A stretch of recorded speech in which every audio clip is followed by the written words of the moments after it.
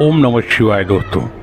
इस समय मैं काशी विश्वनाथ कॉरिडोर के गंगा द्वार पे खड़ा हूँ और आप देख रहे हैं मैं गंगा द्वार से अंदर की तरफ आया हूँ और ये त्र्यंबकेश्वर भवन है। आपको फिर से दिखा देता हूँ। ये सामने गंगा द्वार है।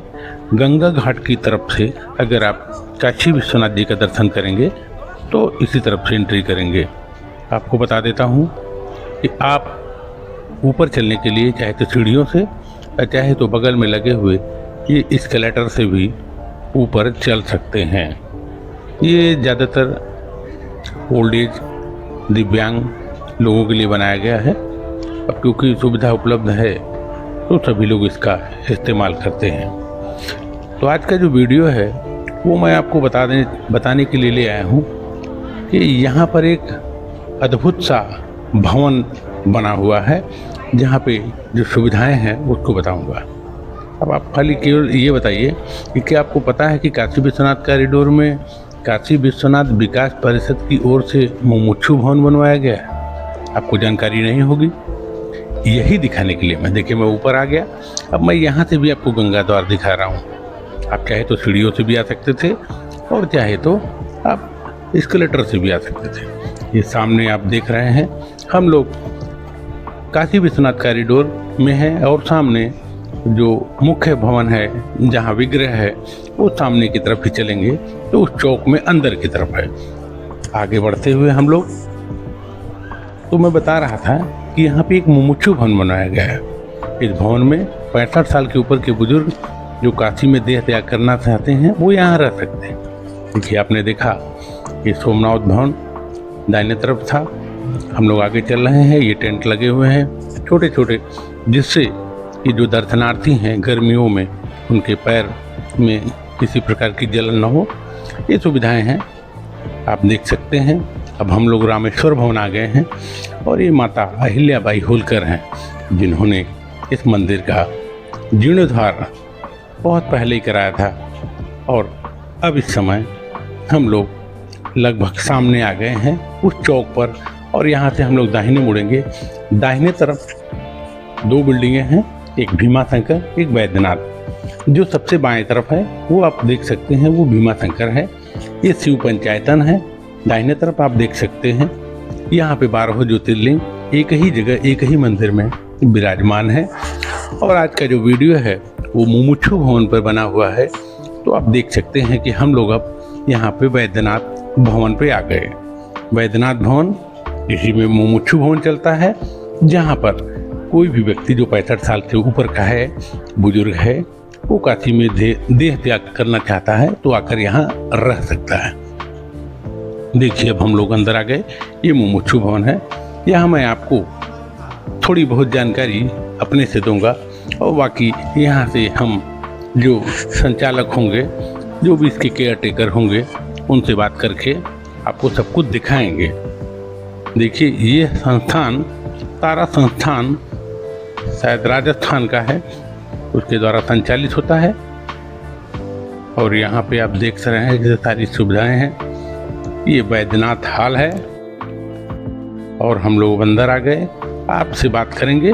फिलहाल अभी आप व्यस्त हैं तो आपको चारों तरफ दिखा देता हूँ कि आखिर यहाँ क्या क्या है। ये लगता है कि वेटिंग एरिया है।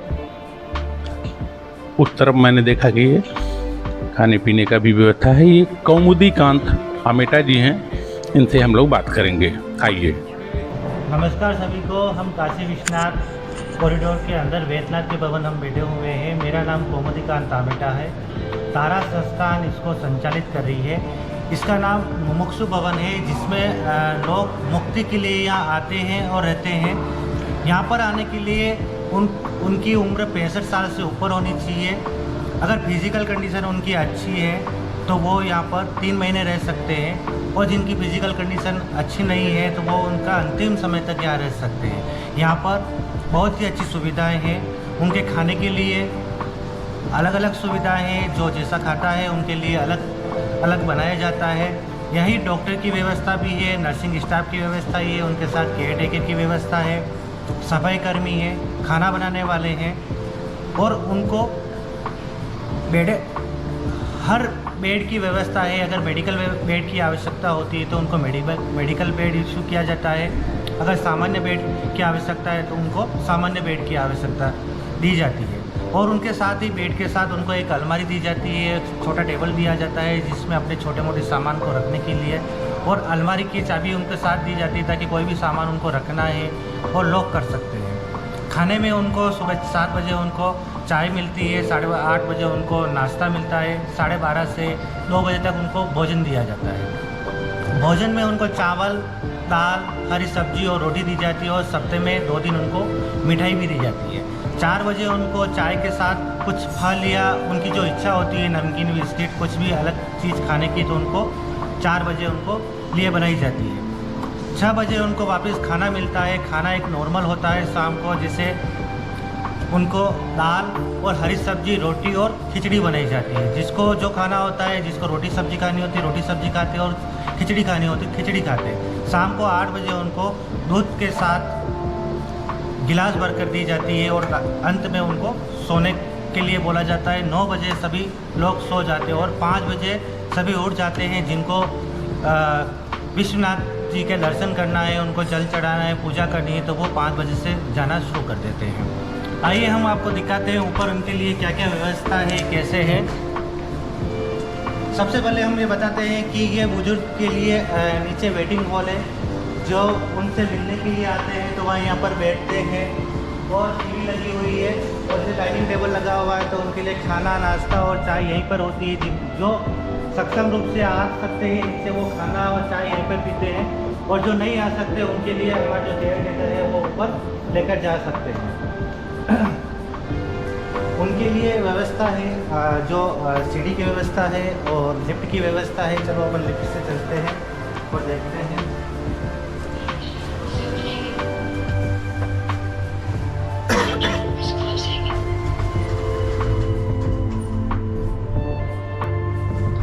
चलो अपन चलते हैं फर्स्ट फ्लोर पर, जिसका हमने नाम रखा है वेदनाथ हॉल।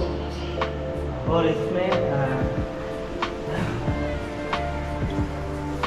ये सारी नॉन बेड के रूप में है। यहाँ पर 20 बेड लगे हुए हैं। देखा गया है कि जैसे मेडिकल बेड है, जिनको मेडिकल बेड की आवश्यकता है उनको मेडिकल इशू किया गया है। जैसे नॉर्मल बेड है, जो नॉर्मल बेड में रहना चाहता है उनको नॉर्मल बेड की व्यवस्था की गई है। जैसे इनके लिए जैसे एक अलमारी दी गई है और मेडिकल किट दिया गया है, ताकि इनको जो भी सामान रखना है, दवाई रखनी है, तो वो इसमें रख सकते हैं। और जैसे ये माता जी को आपने देखा होगा, ये मैसूर की और बेडेड है, बिल्कुल भी चल नहीं सकती, तो इनके लिए ये बेड इनको दिया गया है। और जैसे सामान भी दिया गया है, जैसे इनको सोते हुए कभी उल्टी हो जाती है, जैसे इनको वोमिटिंग हो रही है, उल्टी होती है, तो इनके लिए सामान रखा गया, तो इनका मुंह इधर उधर उल्टी कर सकती है। और इनके लिए जैसे बहुत सारों को जैसे दूध गर्म करना है, कुछ करना है, तो इनके लिए इंडक्शन भी रखा गया है, ताकि सभी मिलकर यहाँ दूध गर्म करना है, कुछ खाना गर्म करना है, तो वो कर सकते हैं। इनके लिए एक पेनल्टी भी रखा गया है, कुछ सामान रखना है, उनके नल की व्यवस्था दी गई है, किचन छोटा मोटा रखने के लिए। और सभी के लिए सबको अलमारी इशू करके दी गई है। और साथ में व्हील चेयर, जो बाथरूम में पैदल चलकर नहीं जा सकता है, उनके लिए व्हील चेयर है। ये जैसे टॉयलेट है दोनों, तो ये टॉयलेट है, इधर लेडीज़ का टॉयलेट है और इधर जेंट्स का टॉयलेट है।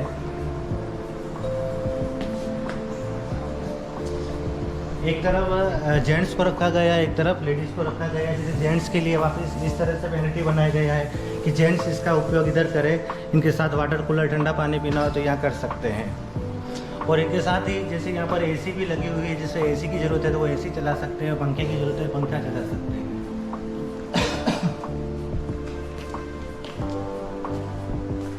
और इसके साथ ही हर हॉल में कैमरे की व्यवस्था भी है, कि अगर कुछ भी होता है तो कैमरा लगा हुआ है, हम कैमरे से देख सकते हैं।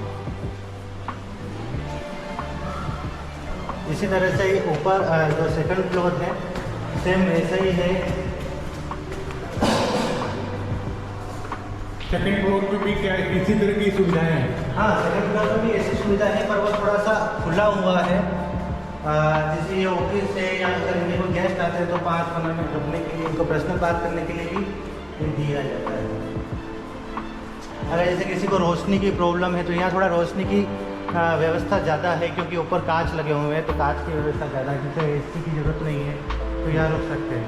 सेम व्यवस्था जो नीचे व्यवस्था है जो सेम ऐसे लोग मिलते हैं, जिनकी उम्र ज़्यादा है और एयर कंडीशन वातानुकूलित रूम में नहीं रह सकते, वो यहाँ रुकेंगे। डॉक्टरों ने मना किया है, तो वो यहाँ पे नॉर्मल, जैसे घुटनों का दर्द है, किसी जी, को जी, जी। हड्डियों का दर्द है, तो वो एसी में नहीं रुकना चाहते थे, ऊपर रुकते हैं। बिल्कुल बिल्कुल। जो यहाँ- व्यवस्था नीचे है जैसी की जैसी व्यवस्था है, यहाँ पर भी दोनों टॉयलेट दिए गए हैं, पेनिट्री रूम दिया गया है, पानी इनको जो गर्म करना है वो कर सकते हैं, सारी व्यवस्था।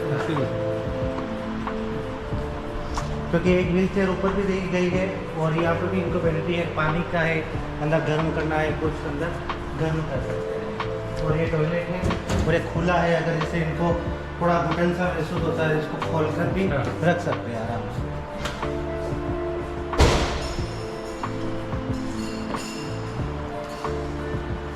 जैसे नीचे मेडिकल बेड है, जैसे यहाँ पर भी 7 मेडिकल बेड दिए गए हैं, तो जिनको मेडिकल बेड की आवश्यकता है तो उनको मेडिकल बेड इशू किया जाता है। और यहाँ पर भी कैमरा है, कुछ भी होता है तो कैमरे की नज़र में है यहाँ पर। तो टोटल कितने बेड होंगे लगभग? टोटल भी 40 बेड है। अच्छा, 40 बेड है। इसमें मेडिकल के 15 बेड है 15 में, और 25 बेड नॉर्मल बेड है। तो पूरे 3 फ्लोर में फर्स्ट फ्लोर और सेकेंड फ्लोर पे लोग रहते हैं, और ग्राउंड फ्लोर पे offices and waiting hall. Waiting hall है, इनके अगर कोई मिलने वाला आता है तो इनको नीचे बिठाकर नीचे मिलकर बात कर सकते हैं। जो नहीं आ सकते हैं और नीचे नहीं आ सकते, जो बेडेड है उनको, उनके लिए पर्सनल रूम है कि उनको यहाँ बिठाकर इनको कर सकते हैं।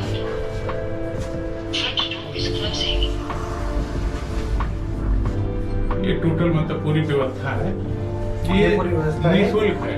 ये सारी निःशुल्क है। ये जो तारा संस्थान है इसको संचालित कर रही है, ये डोनेशन के माध्यम से चलता है। मतलब कोई भी आदमी यहाँ आएगा तो वो अगर 65 साल से ऊपर का है तो कितने दिन रह सकता है? 65 साल से ऊपर है वो 3 महीने रह सकता है। अगर उनकी धीरे धीरे फिजिकल कंडीशन उनकी कमज़ोर होती जाती है तो उनका समय बढ़ाता रहेगा। तो वो जो है परमानेंटली यहाँ हाँ, परमानेंट रह सकता है। ठीक ठीक। तो आप हैं कौमुदीकांत आमेटा जी, जो कि राजस्थान के निवासी हैं, और इन्होंने हमारा बड़ा सहयोग किया और सारी बातें बताई। आपका बहुत बहुत धन्यवाद। और अब हम लोग यहाँ से चलते हैं और मैं आपको फिर से दिखाता हूँ कि आखिर हम लोग कहाँ पे हैं। इस वैद्यनाथ भवन से हम लोग बाहर निकलते हैं, देखिए, फिर दाहिने तरफ मुड़ते हैं और आपको दिखाते हैं कि ये वैद्यनाथ भवन है। और हम लोग अब फिर से दाहिने तरफ ही चल रहे हैं, जहाँ से आप सामने जाने पर आप दाहिने तरफ जानते रहिए, ये वैद्यनाथ भवन है और बाएं तरफ रामेश्वर भवन है। सामने आप आ गए, ये कॉरिडोर का इलाका है, कॉरिडोर का क्षेत्र है, और दाहिने तरफ आप जाएंगे तो मंदिर है। और आप देख सकते हैं ये छोटे छोटे टेंट लगे हुए हैं जिसमें दर्शनार्थी दर्शन करते हैं। सामने देखिए ये चौक है, अंदर जाने के बाद फिर बाबा का विग्रह मुख्य मंदिर है। यहाँ पर जो भी दर्शनार्थी हैं वो आए हुए हैं, और हम लोग जिस रास्ते से गए थे और उसी रास्ते से बाहर की तरफ आ रहे हैं। देखिए, धूप में दर्शनार्थियों को किसी प्रकार की असुविधा न हो उसके लिए बनाया गया है। इसके अलावा आप देख सकते हैं कि यहाँ पर मैंने आपको पिछली वीडियो में होटल भी है, गेस्ट हाउस। ये देखिए, यहाँ पे एक रेस्टोरेंट भी है जो कि बहुत दिनों से चल रहा है। ये भारत माता, उनकी भी आप दर्शन कर सकते हैं। और इसी के साथ हम लोग अब बाहर की तरफ गंगा द्वार की तरफ चल रहे हैं। तो आज का ये वीडियो मुमुक्षु भवन के लिए था, आपको ज़रूर पसंद आया होगा। मोक्ष प्राप्ति के लिए, जीवन के अंतिम क्षण के लिए लोग यहाँ आके रह सकते हैं। तो आज की इस वीडियो में इतना ही। कमेंट लाइक जरूर करिएगा, चैनल पर नए हैं तो आप सब्सक्राइब भी करिएगा। आपका बहुत बहुत धन्यवाद। मुमुक्षु भवन में आपका स्वागत है। आपने इसे देखा, अगले वीडियो का इंतजार करिएगा। धन्यवाद।